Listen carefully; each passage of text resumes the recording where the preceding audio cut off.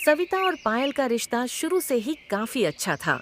दोनों एक दूसरे की मदद करती, हंसती खेलती थीं और घर के कामों में साथ देती थीं।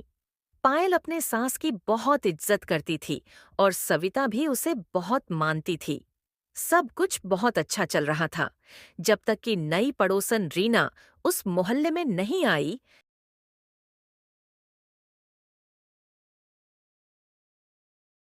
नमस्ते, मैं रीना अभी अभी आपके पड़ोस में आई हूँ। सोचा आपसे मिलने आ जाऊं। नमस्ते। रीना अपने स्वभाव से बहुत चतुर और चालाक थी। उसे लोगों के बीच गलत फहमियां फैलाने और उनकी खुशियों में खलल डालने में मजा आता था।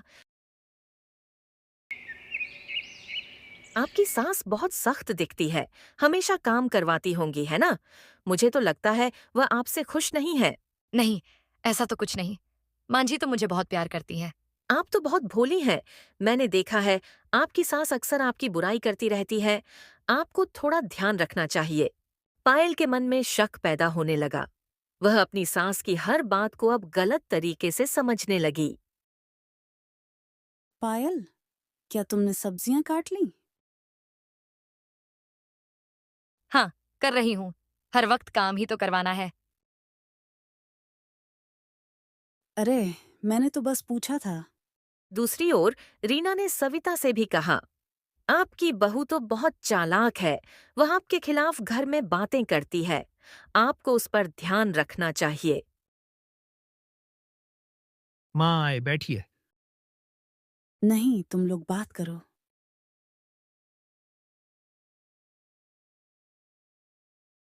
माँ पायल, मुझे लगता है हम सबको एक बार खुलकर बात करनी चाहिए। क्या हो रहा है? ये समझ से बाहर है। रोहित, मुझे भी यही लग रहा है। पायल के दिल में मेरे लिए कुछ गलत फहमियां हैं। माँ जी, पड़ोसन रीना आंटी ने कहा था कि आप मेरी बुराई करती हैं और मुझसे खुश नहीं हैं। क्या? मैंने तो ऐसा कुछ कभी नहीं कहा। रीना आंटी ने आप लोग के बीच गलतफहमी पैदा कर दी। माँ जी, मुझे माफ कर दीजिए। मैं रीना आंटी की बातों में आ गई। कोई बात नहीं बेटा। आइंदा हम किसी और की बातों पर भरोसा नहीं करेंगे। चलो, मिलकर कुछ अच्छा खाना बनाते हैं।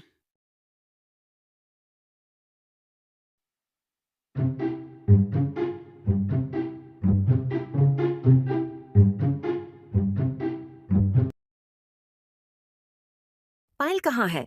वो किसी काम से बाहर गई है। और तुमने उसे अकेले जाने दिया? बेटा, बुरा मत मानना। अपनी बीवी को काबू करना सीखो। अरे, तुम कब आई? तुम तो बाहर गई थी ना? शायद से जल्दी आ गई पायल। कुछ कह रहे थे आंटी? अरे बेटा, मैं तो कह रही थी कि पायल बहुत काम करती है। तुम्हारी माँ को भी हाथ बटाना चाहिए। रीना, मेरे बारे में कुछ कहा तुमने? अरे नहीं नहीं, अच्छा अब मैं चलती हूँ। रुको रीना, तुमने बहुत गलत फहमियां पैदा कर दी। अब दोबारा मेरे घर कभी मत आना।